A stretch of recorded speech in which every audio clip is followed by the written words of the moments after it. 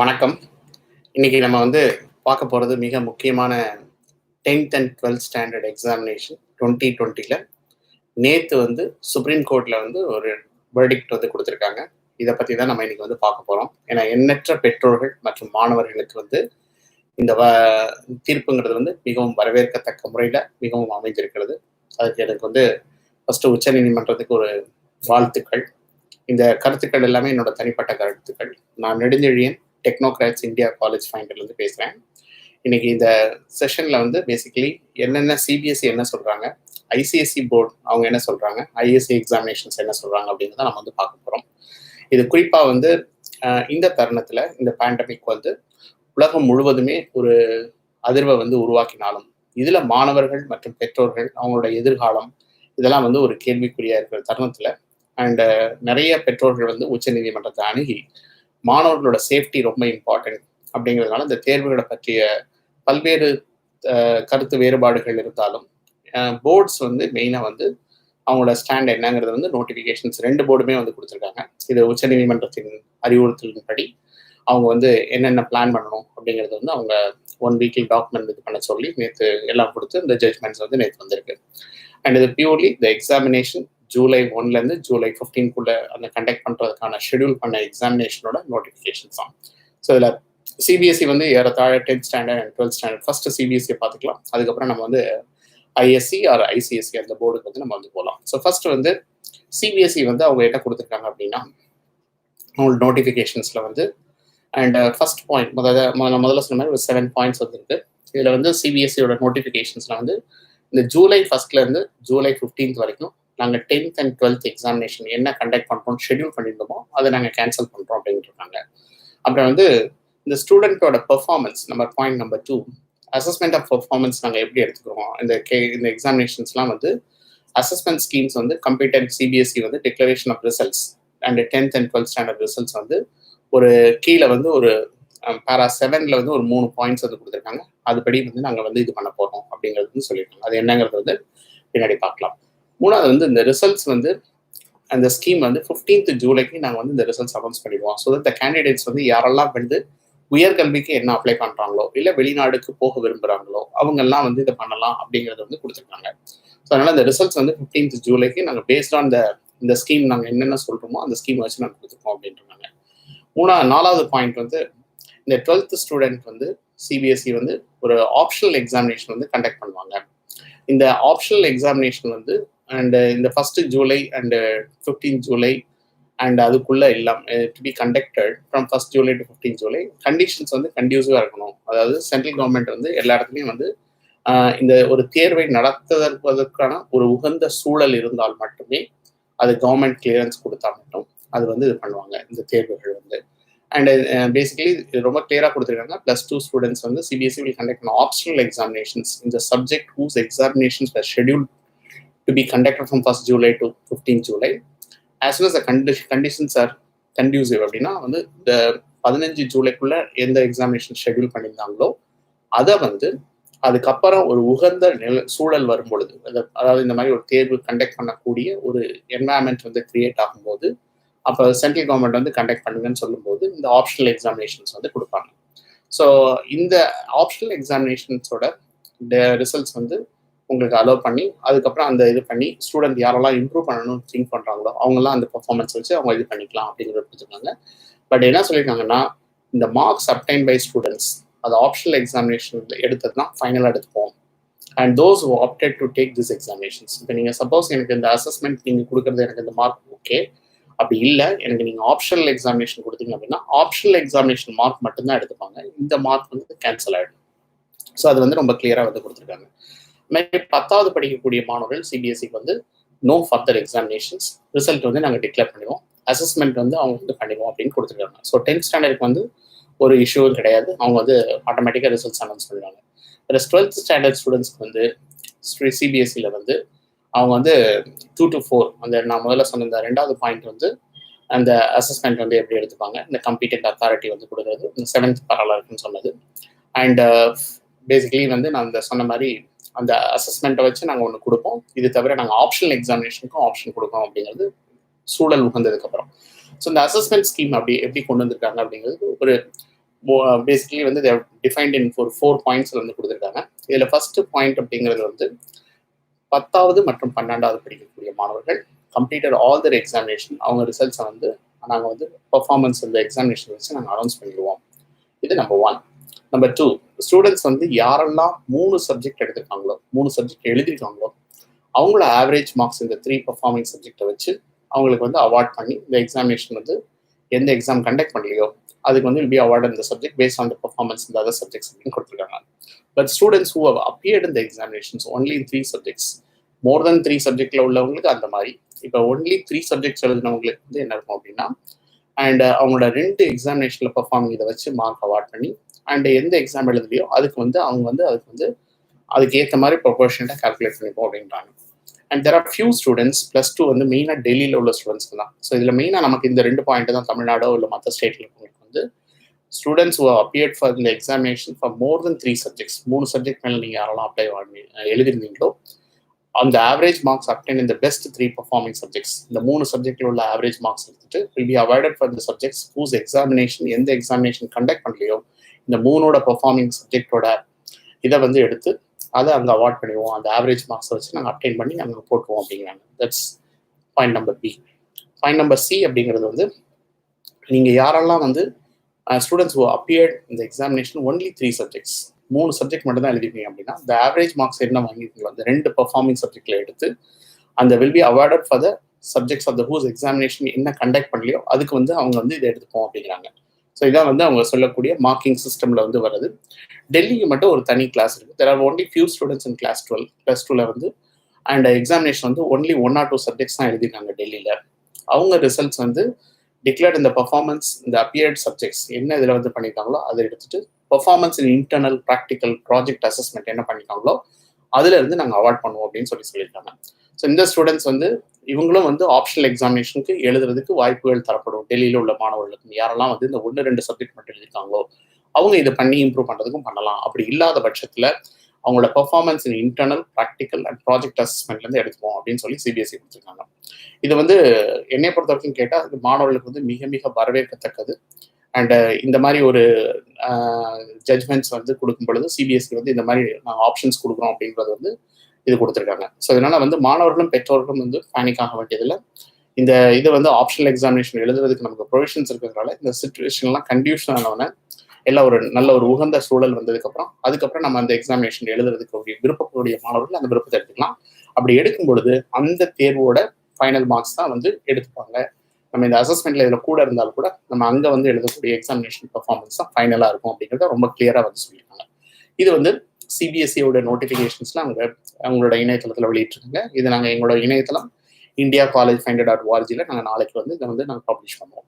அடுத்து வந்து அந்த ஐசிஎஸ்இ போர்டு அப்படின்னு சொல்லக்கூடிய council for the Indian school certificate examinations, அவங்க ஐசிஎஸ்இ அப்படின்னு நம்ம சொல்லுவோம். அண்ட் டில் 10th ஸ்டாண்டர்ட் வரைக்கும் ஐசிஎஸ்இ, 11th and 12th வந்து வராங்கன்னா அது ஐஎஸ்சின்னு வரும். ஸோ அந்த இதுக்கும் அவங்க வந்து ப்ரெஸ் ரிலீஸ் வந்து ரிலீஸ் பண்ணியிருக்காங்க. அண்ட் இதில் வந்து பார்த்தோம் அப்படின்னா அவங்க கொடுத்துருக்கிறது வந்து ஏறத்தாழ ஒரு 5 பாயிண்ட்ஸில் வந்து கொடுத்துருக்காங்க. அண்டு மெயினாக வந்து இவங்களோட நேற்று நடந்த சுப்ரீம் கோர்ட் ஜட்மெண்ட் படி அண்டு இவங்க வந்து ஒரு ஃபாலோவிங் டெசிஷன் எடுத்துருக்கோம் அப்படிங்கிறத வந்து ஒரு 5 பாயிண்ட்ல கொடுத்துருக்காங்க. இதில் வந்து all the remaining papers in ICSE and ISC இது என்னென்ன வந்து நாங்கள் 1 ஜூலைலேருந்து 14 ஜூலை வரைக்கும் நாங்கள் என்னென்ன இது பண்ணியிருந்தோமோ அதெல்லாம் நாங்கள் வந்து ப்ரெஸ் ரிலீஸ் அவங்க 22/5 2020 ஒரு ப்ரெஸ் ரிலீஸ் கொடுத்துருந்தாங்க. இந்த தேர்வுகளோட ஷெடியூல் போட்டு ஜூலை 1 நாங்கள் 14 ஜூலை அது வந்து இப்போ கேன்சல் ஆகிடுது. சிபிஎஸ்இ மாதிரி தான் இங்கேயும் அது வந்து கேன்சல் ஆகிடுது. So the results of the students and candidates யாரெல்லாம் வந்து அண்ட் மெத்தடாலஜி இது எல்லாம் வந்து டிசைடர் வந்து பண்ணுறது வந்து ரிமைனிங் பேப்பர்ஸ்க்கு என்ன பண்ணுறது அப்படிங்கிறது வந்து அவங்க மெத்தடாலஜி வந்து அடாப்ட் பண்ணுறது வந்து ஐசிஎஸ்சி வந்து இன்னும் 1 வீக்ல தருவோம் அப்படின்ட்டு சொல்லியிருக்காங்க. ஸோ இந்த சிச்சுவேஷன் டீம்ட் கன்டியூசிவ், இந்த சூழல் உகந்த சூழலாக இருந்ததுன்னா வருங்காலத்தில் எதிர்காலத்தில் இந்த ஸ்டூடெண்ட்ஸ்க்கு வந்து என்னென்ன பேப்பர் என்ன இருக்கோ ரிமைனிங் பேப்பர்ஸை நாங்கள் எழுதுறதுக்கு லேட்டர் டேட்டில் அந்த மார்க்ஸ் என்ன வருதோ அதை நாங்கள் வந்து வச்சு ரிட்டன் எக்ஸாமினேஷன் கண்டக்ட் பண்ணி அவங்க ஃபைனல் மார்க் கொடுப்போம் அப்படிங்கிறது வந்து ஐஎஸ்சி அண்ட் ஐசிஎஸ்சி 2020 வந்து அவங்க சொல்லியிருக்காங்க. ஸோ இந்த மெத்தடாலஜி எப்படி அடாப்ட் பண்ண போகிறோம் அப்படிங்கிறத அவங்களோட இணையதளத்தில் இன்னும் 1 வாரத்தில் நாங்கள் கொடுப்போம் அப்படிங்கிறது நேற்று நோட்டிஃபிகேஷன்ஸ் வந்து வந்திருக்கு.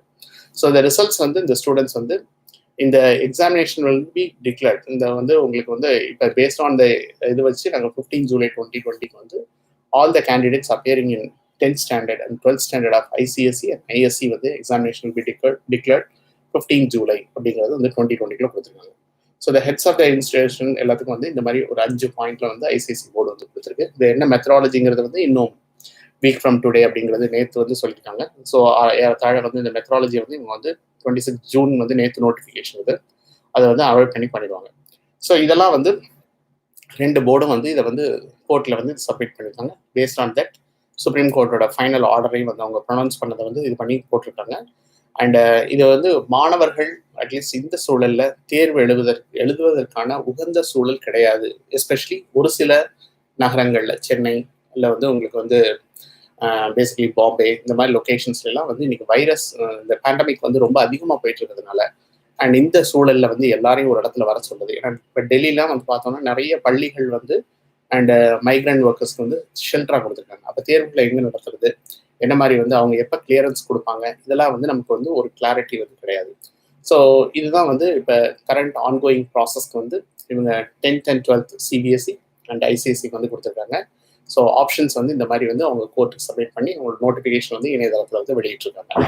ஸோ இதில் வந்து கிளாரிட்டி என்ன அப்படின்னா, ஸ்டூடெண்ட்ஸ் வந்து நிறைய பேர் வந்து உயர்கல்விக்கு வந்து நாங்கள் வெளிநாட்டுக்கு போகிறோம், இந்த மாதிரி போகிறோம். என்னைய பொறுத்த வரைக்கும் கேட்டால் இது வந்து இந்த தேர்வு கண்டக்ட் பண்ணுறது வந்து ஒரு ரிசல்ட்ஸ் வந்து அனௌன்ஸ் பண்ணி ஒரு ஃபுல் ஸ்டாப் வைக்கிறதுனால ஒரு குரூப் ஆஃப் சில்ட்ரன் வந்து ஓகே எனக்கு இது வந்துருச்சு அப்படிங்கிறது ஒரு கிளாரிட்டி இருக்கும்.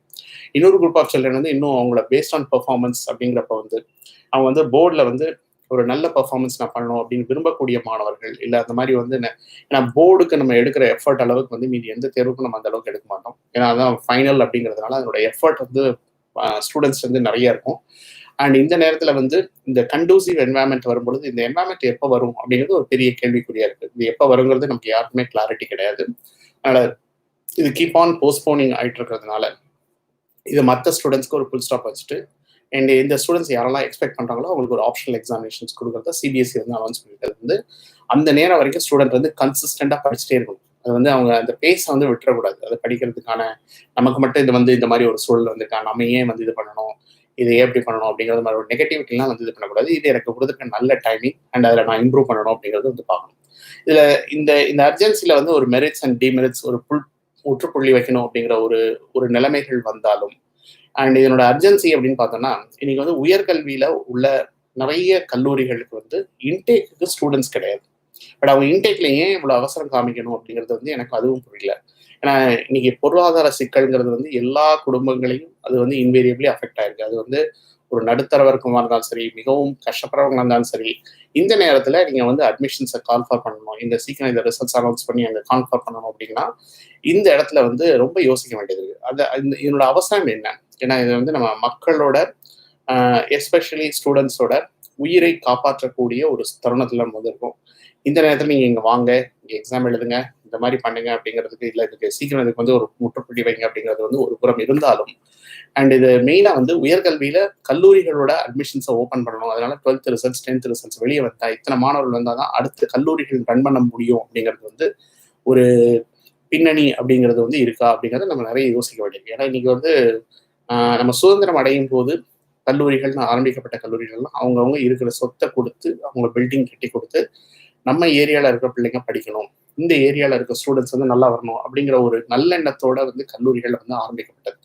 இன்னைக்கு வந்து கல்லூரிகளும் பேசிக்கலி வந்து இன்னைக்கு அரசியலும் வந்து பின்னணியில வந்து இருக்கிறதுனால இன்னைக்கு வந்து நிறைய கல்லூரிகள் வந்து அவங்க நிறைய இன்ஃபர்மேஷனை வந்து புஷ் பண்றாங்க. அது வந்து பேசிக்கலி வந்து அவங்க புஷ் பண்றாங்கன்னு சொல்றதை விட அவங்களுக்கும் அட்மிஷன்ஸ் தேவைப்படுது, அவங்களோட சேலரிஸ் ப்ரொஃபஸர்ஸை ரிட்டைன் பண்ண வேண்டியிருக்கு.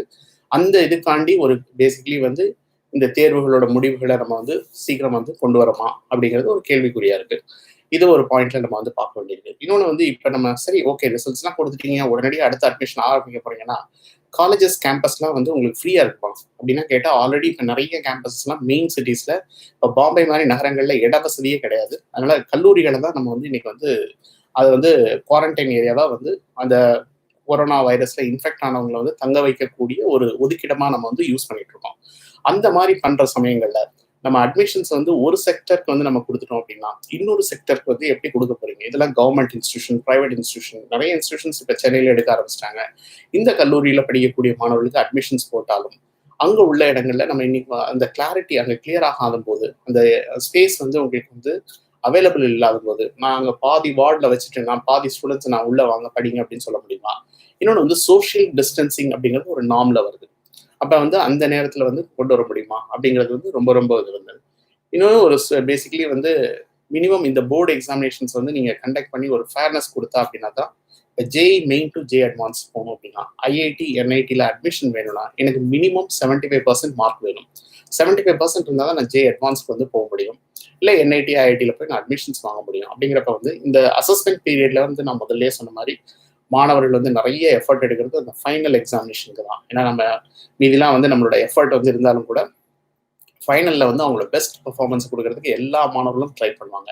அதுக்கு ஒரு உகந்த சூழல் வந்ததுக்கப்புறம் இந்த மாதிரி ஒரு ரிசல்ட்ஸை கொண்டு வந்தோம் அப்படின்னா அந்த ரிசல்ட்ஸ் வந்து மாணவர்களுக்கும் ஒரு மன திருப்தியை கொடுக்கும். ஓகே, நான் இவ்வளோ நல்லா படிச்சிருக்கேன், இப்போ இந்த பீரியட்லேயே நல்லா படிச்சிருக்கேன், அதுக்கப்புறம் எனக்கு வந்து ஒரு 75% மேலே வாங்குறதுக்கு எனக்கு வந்து ஒரு நல்ல ஆப்பர்ச்சுனிட்டி இருக்கு அப்படிங்கிறது. ஏன்னா சில மாணவர்கள் வந்து அசஸ்மெண்ட்ல வந்து கொஞ்சம் பெர்ஃபார்மன்ஸ் கொஞ்சம் குறைஞ்சிருக்கலாம் அப்படின்னு இருந்ததுன்னா அந்த மாதிரி மாணவர்களோட இது வந்து இது பண்ணும் பொழுது ரொம்ப அது வந்து ஒரு அந்த மாதிரி மாணவர்களுக்கு ஒரு சிக்கலை கொண்டு வரும். ஏன்னா என்னை பொறுத்த வரைக்கும் நான் அந்த தேர்வுகளில் வந்து நாங்கள் ஒரு 17 வருஷத்துல நாங்கள் பார்த்த மாணவர்களோட விகிதங்கள் அவங்களோட எக்ஸ்பீரியன்சஸ் எல்லாம் கம்ப்ளீட்லி டிஃப்ரெண்ட். ஜேஇ மெயின்ல வந்து 360 மார்க்குக்கு 80 மார்க் வாங்கின ஒரு ஸ்டூடெண்ட். அவர் வந்து நம்ம நினைப்போம் 360க்கு 80 வாங்கியிருக்காரு, இவர் என்ன நாலேஜ் இருக்கு அப்படின்னு. பட் அவர் ஜேஇ அட்வான்ஸ்ல டாப் ரேங்க் வாங்கி அண்ட் நாங்கள் சாய்ஸ் ஃபில்லிங் பண்ணி கொடுத்து அவருக்கு ஐஐடி பாம்பேல வந்து படிக்கிறாரு. அஜித்னு ஒரு ஸ்டூடெண்ட், இங்கே சென்னையிலேருந்து போன ஸ்டூடெண்ட். அதில் ஒரு இடத்துல நான் மார்க் குறைஞ்சிட்டேன் அப்படின்னா இன்னொரு இடத்துல நான் மார்க் குறைவேன் அப்படிங்கிறது வந்து கிடையவே கிடையாது. அப்போ அந்த மாணவர்களுக்கு நம்ம ஒரு ஃபேர் பிளேயிங் கிரவுண்ட் வந்து கொடுக்கணும். ஒரு சம சூழல் வந்து மாணவர்களுக்கு வந்து உருவாக்கி இந்த மாணவர்களை வந்து நம்ம அடுத்த லெவல் கூட்டிகிட்டு போகிறதுக்கான ஒரு என்வரன்மெண்ட் வந்து கிரியேட் பண்ணி கொடுக்கணும். அதுல நம்ம ஏன் போர்டு அவசரம் காட்டுறாங்க அப்படிங்கிறதா நீங்க வந்து ரொம்ப இது வந்து சயின்ஸ் பேஸ்ட் எக்ஸாமினேஷன் தான் சொல்றேன். வேற இந்த காமர்ஸ், ஆர்ட்ஸ், சயின்ஸ் மற்ற குரூப்ல உள்ளவங்களுக்குலாம் பேசிக்கலி மார்க் அவங்களுக்கு இம்பார்ட்டன்ட் தான். இப்போ நீங்க டெல்லி யூனிவர்சிட்டி அட்மிஷன்ஸ் வேணும் அப்படின்னா உங்க board mark is very very important. டியூல வந்து நிறைய இன்ஸ்டிடியூஷன்ஸ்ல வந்து அவங்க காமர்ஸ்க்கும் கட் ஆஃப் வந்து ரொம்ப அதிகமா இருக்கு. அந்த மாணவர்களும் எந்த மாதிரி வந்து முன்னாடி ப்ரிப்பேர் பண்ணிப்பாங்க, அந்த பெர்ஃபார்மன்ஸ், அந்த அசஸ்மெண்ட் இதெல்லாம் எப்படி இருந்திருக்கும், இதை வந்து நம்ம இதுல கன்சிடரேஷன் எடுத்துக்கிறோம். ஒன்னே ஒன்று என்னன்னா இந்த தகவல் இப்படி ஒரு பேண்டமிக் வரும்னு தெரியாது. அதனால இது இப்படி ஒரு நாங்கள் கன்சிடரேஷன் பண்ணுவோம், இது ஒரு சுச்சுவேஷன் நாங்கள் எடுத்துப்போம் அப்படிங்கிறது நமக்கு அன்னைக்கு தெரியாது. அன்னைக்கு அந்த மாணவர்களுக்கு தெரிஞ்சுதான் இதையும் வந்து அவங்க போர்டுக்கு எவ்வளவு இம்பார்ட்டன்ஸ் கொடுத்துருப்பாங்களோ அதே இம்பார்ட்டன்ஸை அந்த மாணவர்களுக்கு கொடுத்துருப்பதற்கு நிறைய வாய்ப்பு இருக்கு. ஸோ இன்னைக்கு வந்து ஓகே இது ரொம்ப நாள் டிராக் ஆகிட்டு இருக்கு, எப்போ நடக்க போகுது, but still we can wait. ஏன்னா என்னை பொறுத்த வரைக்கும் இதுல வந்து அடுத்த பேசுறதுக்கு கூட அந்த ஸ்டூடெண்ட் வந்து படிச்சு கொஞ்சம் கொஞ்சமா ரிவைஸ் பண்ணி இன்னும் மதிப்பெண்கள் ஒரு அதிகமாக உருவாக்கக்கூடிய சூழல் இருக்கு அப்படிங்கிறது வந்து ரெண்டு போர்டுமே அண்டர்ஸ்டாண்ட் பண்ணிருக்காங்களா அப்படிங்கிறது வந்து ஒரு கேள்விக்குரிய. பட் எனக்கு எல்லாரோட வாதங்களும் இல்லைங்க இது ரொம்ப நாள் ட்ராக் ஆகிட்டு இருக்கு, எப்போ முடிய போகுது, என்ன நடக்க போகுது அப்படின்னு தெரியல அப்படின்றது ஒரு வாதமா இருந்தாலும் என்னைய பொறுத்த வரைக்கும் இந்த பாஸ்ட் பெர்ஃபார்மன்ஸ்க்கு முன்னாடி எனக்கு இந்த பெர்ஃபார்மன்ஸை நீங்க எடுத்துப்பீங்க அப்படின்னு எனக்கு முதல்ல சொல்லியிருந்தா என்னோட பெர்ஃபார்மன்ஸை நான் இன்னும் அந்த இடத்துல நல்லா புஷ் பண்ணிருப்பேன். பட் நான் போர்டு தான் ஃபைனல் அப்படிங்கிறதுனால நான் இதை வந்து நான் லைட்டாக கூட எடுத்துக்கலாம், இல்லை நான் ஓரளவுக்கு நான் என்னோட பெஸ்ட் பெர்ஃபார்மன்ஸை கொடுத்துருந்தேன், பட் போர்டுக்கு நான் இன்னும் நல்லா படிச்சிருந்தேன், எனக்கு இன்னும் தேர்வுக்கு எனக்கு வந்து இது வரல. இதெல்லாம் மாணவர்களோட உண்மையாகவே நிஜமாவே ஹார்ட் ஒர்க் பண்ண மாணவர்களோட ஒரு கேள்வியா இருக்கும். அதனால இந்த கேள்வி வந்து பார்த்தோம் அப்படின்னா இது எண்ணற்ற மாணவர்களுக்கு வந்து அண்ட் குறிப்பா வந்து மாணவர்களோட எதிர்காலத்தை நோக்கி இருக்கிறதுனால பள்ளிகள் மற்றும் கல்லூரிகள் வந்து இதுல என்ன பண்ணணும் அப்படின்னா ஸோ இந்த பெர்ஃபார்மன்ஸை வந்து வச்சுட்டு நாங்கள் வந்து திருப்பி ஒரு ஆப்ஷனல் கொடுக்குறோம், அந்த ஆப்ஷனல் வழியை நீங்க வாங்க அப்படின்னு அவங்க கொடுக்கறதுக்கான ஆப்ஷன் இருக்கும்போது நல்லா படித்த மாணவர்கள், நிறைய வந்து எஃபர்ட் எடுத்த மாணவர்கள் அந்த ஆப்ஷன்ஸ்ல வந்து போகலாமா அப்படிங்கிறத வந்து நம்ம வந்து மெயினாக பார்க்கணும். ஸோ அதில் குறிப்பாக வந்து பெற்றோர்கள் மற்றும் மாணவர்கள் வந்து இப்போ இந்த சூழல்ல என்ன பண்ணணும் அப்படின்னா இந்த சூழல்ல வந்து மதிப்பெண்கள் அப்படிங்கிறத வந்து நம்ம வந்து பார்க்கறதுக்கு முன்னாடி அண்ட் எவ்வளோ வருதுங்கிறது இந்த அசஸ்மெண்ட்ல பார்த்துட்டு அதுக்கப்புறம் இந்த மாணவர் எப்படி ப்ரிப்பேர் பண்ணியிருக்காரு, இதுல எனக்கு நல்ல கான்ஃபிடன்ஸ் இருக்கு, நான் இன்னும் நல்லா பண்ணுவேன் அப்படின்னா அந்த வாய்ப்பை நம்ம ஆப்ஷனல் எடுக்கிறதுக்கான வாய்ப்பும் கொடுத்துருக்கிறதுனால அந்த ஆப்ஷனில் போய் எடுக்கலாமா அப்படிங்கிறத வந்து அந்த இடத்துல வந்து ஒரு பெரிய கேள்விக்குறி வருது. அதனால அந்த மாணவர்களோட மதிப்பெண்கள் டிபெண்ட்ஸ். சயின்ஸ் பேஸ்ட் எக்ஸாமினேஷன் அதில் எப்படி இருக்கணும், இல்லை பேசிக்கலி மற்ற காமர்ஸ் இல்லை ஹியூமனிட்டிஸ் மற்ற சோர்சஸ்ல ஸ்டூடெண்ட்ஸ் எல்லாம் வந்து என்ன மாதிரி பண்ணணும், இது ரெண்டையும் அவங்க வெயிட் பண்ணி இதை வந்து நம்ம வந்து பெற்றோர்கள் மற்றும் மாணவர்கள் வந்து ஒருங்கிணைந்து ஒரு டிசிஷன் மேக்கிங்கும் வர வேண்டிய சூழலுக்கு நம்ம தள்ளப்பட்டிருக்கோம். அதனால பாலை தூக்கி நம்ம கோர்ட்லேயே போட்டாங்க. ஸோ நீங்க எப்படி வேணாலும் நீங்க வந்து டிசைட் பண்ணுங்க, உங்களுக்கு அசஸ்மெண்ட் வேணா நான் அதில் பண்ணித்தரேன், இல்லை உங்க பாஸ்ட் பெர்ஃபார்மன்ஸ்ல உள்ள போர்டில் உள்ள பெர்ஃபார்மன்ஸ் எடுத்து மீதி உள்ள எக்ஸாமுக்கு நாங்கள் ஈக்குவேட் பண்றோம், இல்லை ஒரு ஆப்ஷனல் எக்ஸாமினேஷன் வந்து கொடுக்குறோம். இந்த மாதிரி வந்து ஒரு சூழலை வந்து நம்ம கொடுத்துருக்காங்க. ஸோ இதில் நம்ம வந்து மெயினாக வந்து போர்டு வந்து நல்லா பெர்ஃபார்ம் இன்னும் படிச்சிருக்கேன் என்னால் இன்னும் அதான் நான் எல்லா மாணவர்கள்ட்டையும் சொல்றது அதான், எனக்கு இதோட முடிஞ்சிச்சுன்னு திங்க் பண்ணாதீங்க, எனக்கு மட்டும் இந்த மாதிரி நடந்திருக்குன்னு திங்க் பண்ணாதீங்க. இன்னும் இருக்கிற காலத்துல என்னால் நல்லா இம்ப்ரூவ் பண்ண முடியும். நிறைய வந்து கிளான்ஸ் பண்ணாலே போதும். புக்கை எவ்வளோ நேரம் நீங்க கிளான்ஸ் பண்றீங்களோ அவ்வளோக்கு அந்த இன்ஃபர்மேஷன் வந்து உங்களுக்கு உள்ள போகும். அதனால அந்த இன்ஃபர்மேஷனை எடுத்து நம்ம வந்து பின்னாடி எக்ஸாமினேஷன்ல பெர்ஃபார்மன்ஸ் இன்க்ரீஸ் பண்றதுக்கு நிறைய வாய்ப்புகள் இருக்கு. அந்த பெர்ஃபார்மன்ஸ் இன்க்ரீஸ் பண்றதுக்கான சூழல்ல வந்து நீங்க பெற்றோர்கள் வந்து மாணவர்களோட லிபர்ட்டிக்கு வந்து நம்ம விடணும். மாணவர்கள் வந்து இன்னும் நான் படிக்கிறேன், என்னால் இம்ப்ரூவ் பண்ண முடியும் அப்படின்னா that is well and good. நம்ம நல்லா வந்து அந்த எக்ஸாமினேஷன் வந்து ஆப்ஷனை வந்து நம்ம எடுத்துக்கலாம். பிகாஸ் அது வந்து ஆப்ஷனல் எக்ஸாமினேஷன் நல்ல பெர்ஃபார்மன்ஸ் வந்து பண்ணுறதுக்கு. பட் அதை விட எனக்கு வந்து இதுவே நல்லா இருக்குது, இது குறைஞ்சிருமோ அப்படிங்கிற மாதிரி ஒரு ஃபியர் இருக்குது அப்படின்னா அந்த தேர்வு எழுதக்கூட. ஏன்னா அது எந்த எக்ஸாம் எழுதணும்னா ஆப்ஷனல் தான் ஃபைனல் எடுத்துப்போம் அப்படிங்கிறத நோட்டிஃபிகேஷன் கிளியராக கொடுத்துருக்காங்க. ஸோ இதான் இன்னைக்கு வரைக்கும் இந்த கன்ஃபியூஷனுக்கு இது மாதிரி ஒரு முற்றுப்புள்ளி வைக்கப்பட்டிருக்கு. பட் இதெல்லாம் பண்ணாலும், இந்த ரிசல்ட்ஸ் அனௌன்ஸ் பண்ணாலும் அடுத்து எங்கே போய் படிக்க போகிறோம், அது பெரிய கேள்வி. அந்த கல்லூரிகள்லாம் ரெடியாக இருக்கா, அவங்க தேர்வு கண்டக்ட் பண்ணுவாங்களா, இதுக்கு பின்னாடி ஜேஇ மெயின் இருக்கு, நீட் இருக்கு, அட்வான்ஸ் இருக்கு, அண்ட் ஒவ்வொரு தேர்வுகளும் இருக்கு. இந்த தேர்வுல ஒரு தேர்வு நடத்தக்கூடிய ஒரு சூழல் இருக்கா அப்படிங்கிறது ஒரு பெரிய கேள்விக்குறியா இருக்கு. அதனால நிறைய கேள்விகளோட இந்த இந்த இடத்துல நம்ம இது வந்து என்ன பண்றது அப்படிங்கிறத வந்து நம்ம வந்து ரொம்ப வந்து அன்சர்டனிட்டியை வந்து இன்னும் அதிகரிக்கப்படுறதுக்கான ஒரு சூழலை தான் 2 போர்டும் கொண்டு வந்திருக்கு அப்படிங்கிறத நான் பார்க்குறேன். ஏன்னா இந்த நேரத்தில் இது முடிச்ச உடனே என்ன அட்மிஷன் உடனே ஆரம்பிக்க போறோமா? நிச்சயமாக கிடையாது. ஏன்னா அந்த கல்லூரிகள்லாம் ரெடியா இருக்கா? நிச்சயமாக கிடையாது. அப்படி இருக்கும் பொழுது இது ஏன் நம்ம வந்து இதை ஒரு அர்ஜென்சி கிரியேட் பண்ணணும், இதுல ஏன் வந்து அவசரமா ரிசர்ச் பண்ணணும் அப்படின்னா, இன்னைக்கு வந்து இந்தியாவில் 933 யூனிவர்சிட்டிஸ் இருக்கு. இதுல பிரைவேட் தான் நிறைய இருக்கு, கவர்மெண்ட்ல கம்மியா இருக்கு. ஏறத்தாழ வந்து ஒரு 40,000 காலேஜஸ் இருக்கு. அண்ட் 10,000 ஒரு 250 கிட்ட பிளஸ் ஒரு ஸ்டாண்டர்ட் இன்ஸ்டிடியூஷன்ஸ் இருக்கு. இவ்வளோ பாப்புலேஷனுக்கும் நீங்க இந்த வருஷம் பாஸ் பண்ணி வர ஸ்டூடெண்ட்ஸ் தான் அவங்களுக்கு சோர்ஸ். அந்த சோர்ஸ்க்கு வந்து தேர் ஆல்சோ இன் ஹரி. அவங்களாலேயும் லாக்டவுன்ல வந்து நிறைய இன்கம் இருக்காது. அண்ட் படிக்கிற second year third year students வந்து நிறைய ஃபீஸ் எல்லாம் வந்து வாங்கினாலும் ஃப்ரெஷ்ஷாக வரக்கூடிய ஸ்டூடெண்ட்ஸோட இன்ஃப்ளோ வந்து அந்த கல்லூரிகளுக்கு மிக முக்கியமானது. அது கவர்மெண்ட்டாக இருந்தாலும் சரி, தனியார் இருந்தாலும் சரி, அதை வச்சுதான் அவங்கள அந்த ஃபினான்ஷியல் இயருக்கு வந்து பிளான் பண்ணுவதற்கான ஒரு வசதிகள் இருக்கும். ஆனால் இந்த பேட்ச் வெளியே வந்தால் தான் அடுத்து வந்து அவங்களோட சர்வைவல் அண்ட் சஸ்டைனபிலிட்டி இருக்கு அப்படிங்கிற மாதிரி ஒரு சூழல் கிரியேட் பண்ணதுனால இந்த ஒரு அவசரம் இருக்கலாமோ அப்படிங்கிறது வந்து என்னோட கருத்தா இருக்கு. இது என்னோட தனிப்பட்ட கருத்து தான். பட் இது எப்படி இருக்குங்கிறது எனக்கு தெரியல. பட் என்னை பொறுத்த வரைக்கும் இதுல வந்து இவ்வளவு அவசரம் காட்ட வேண்டிய அவசியம் இல்லை அப்படிங்கிறது தான் என்னோட தனிப்பட்ட கருத்து. ஏன்னா இன்னைக்கு வந்து பெற்றோர்கள் வந்து நிறைய கஷ்டப்படுறாங்க. அது நிறைய டாப் ஐடி கம்பெனியும் நிறைய பேர் வீட்டுக்கு அனுப்புறாங்க, இன்டர்நேஷனல் மல்டிநேஷனல் கம்பெனிஸும் நிறைய பேரை வந்து வீட்டுக்கு அனுப்புறாங்க. அதனால எதிர்காலத்தை பற்றிய ஒரு கேள்விக்குறி இருக்கிற இடத்துல கல்வியின் நம்ம வந்து கல்வி நிறுவனங்கள் என்ன பண்ணணும் அப்படின்னா, ஏன்னா கவர்மெண்ட் பப்ளிக் ஃபண்டிங் எனக்கு தெரிஞ்சு வந்து போஸ்ட் கோவிடுக்கு அப்புறம் அண்ட் இந்த கவர்மெண்ட் ஃபண்டிங் டு த அகடமிக்ஸ்க்கு வந்து ரொம்ப கம்மியாகிடும். அண்ட் இன்ஸ்டிடியூஷனுக்கு கொடுக்கக்கூடிய ஃபண்ட் வந்து கம்மியாகிறதுக்கான வாய்ப்புகள் நிறைய இருக்கு. அந்த வாய்ப்புகள் நிறைய இருக்கிறதுனால அந்த இன்ஸ்டிடியூஷனோட ஃபீஸை வந்து உயர்த்தக்கூடாதுங்கிறது என்னோட தாழ்மையான வேண்டுகோள். என்ன ரீசன் அப்படின்னா, இது இட்ஸ் அ குளோபல் சிச்சுவேஷன். ஏதோ ஒரு கான்டினென்ட்ல வந்து அஃபெக்ட் ஆகல, ஒரு கான்டினென்ட் இருக்கு அப்படின்னா ஏதோ ஒரு கண்ட்ரில அந்த இடத்துல நிறைய பேர் வந்து இன்வெஸ்ட் பண்ணி நிறைய வந்து நல்லா ஆக்கபூர்வம் பண்ணி மற்ற இடங்களுக்கு கொடுத்து இன்கம் வந்து ஓரளவுக்கு பேலன்ஸ் பண்ணணும். அந்த மாதிரி சுச்சுவேஷன் இன்னைக்கு கிடையாது. உலகமே அஃபெக்ட் ஆயிருக்கு. அதனால காஸ்ட் ஆஃப் எஜுகேஷனை வந்து நம்ம கம்மியாக்கணும். ஹையர் எஜுகேஷனுக்கு வரக்கூடிய ஸ்டூடெண்ட்டோட அண்ட் இன்கம், ஏன்னா இன்னைக்கு எஜுகேஷன்ல வந்து டிரான்ஸ்பரன்சி எனக்கு தெரிஞ்ச வரைக்கும் கிடையாது. ஏன்னா ஏஐசிடியே வந்து மேண்டேட்டரி டிஸ்க்ளோஷர்னு ஒரு அக்ரிமெண்ட் கொண்டு வந்தாங்க. மகாராஷ்டிரால ரொம்ப நல்லா இம்ப்ளிமெண்ட் பண்ணி அவங்க நீங்க கவுன்சிலிங் போகும்போதே ஒரு கல்லூரி எவ்வளவு பணம் வாங்கியிருக்காங்க, ஆசிரியர்களுக்கு எவ்வளவு பே பண்றாங்க, எங்களோட எக்ஸ்பென்சஸ் எல்லாமே டிரான்ஸ்பரண்டா போட்டிருக்காங்க. அது மாதிரி நமக்கு இன்னைக்கு டிரான்ஸ்பரன்சியும் கிடையாது. இந்த சூழல்ல கல்வி வந்து உயர்கல்விக்கு வரக்கூடிய மாணவர்களோட எண்ணிக்கையும் குறையும். ஏன்னா ட்ராப் அவுட் ரேஷியோ இன்க்ரீஸ் ஆகும். என்னால் இந்த வருஷம் வசதியில் போய் படிக்க முடியாது அப்படின்னு நிறைய குடும்பங்கள் வந்து ஒரு சூழலை வந்து எடுக்கக்கூடிய சூழலும் இருக்கு. அதனால எல்லா ஸ்டேக் ஹோல்டர்ஸையும் நம்ம கன்சிடர் பண்ணி government and public and private 3 பேரும் சேர்ந்து இதுக்கு ஒரு சொல்யூஷனை வந்து எதிர்கால தலைமுறையினர் நல்லா இருக்கணுங்கிற ஒரு மனதை வந்து கருத்துல கொண்டு அந்த மாணவர்களுக்கு நம்ம என்ன பண்ணணும், கல்வியில எவ்வளவு காஸ்ட்டை வந்து ப்ரொபோர்ஷனேட்டா வந்து நம்ம குறைக்கணும், என்ன மாதிரி. ஏன்னா எல்லா குடும்பங்களும் இன்னைக்கு வந்து ஒரு பேசிக்கலி இதை கம் டு த கர்வ்.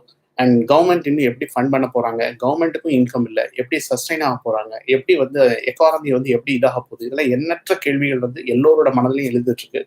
அதனால இந்த இடத்துல வந்து பெற்றோர்களோட மாணவர்கள் நலன் கருதி பப்ளிக் ஃபண்டிங் இன்ஸ்டிடியூஷன்ஸ்ல வந்து அட்லீஸ்ட் ஃபீஸ் இன்னும் குறைக்கணும். ப்ரைவேட்லேயும் நான் ரெக்வஸ்ட் பண்ணுறது என்ன அப்படின்னா, ஒரு சஸ்டைனபிள் லெவலுக்கு வந்து எல்லாரும் வந்து வர்ற வரைக்கும் ஃபீஸ் அப்படிங்கிறது வந்து ஒரு மெயின் ஃபேக்டராக வந்து நம்ம போட்டு அவங்களுக்கு ரொம்ப வந்து இது பண்ணக்கூடாது. பெற்றோர்கள் மாணவர்களோட ஆன்சைட்டி இது பண்ணக்கூடாது.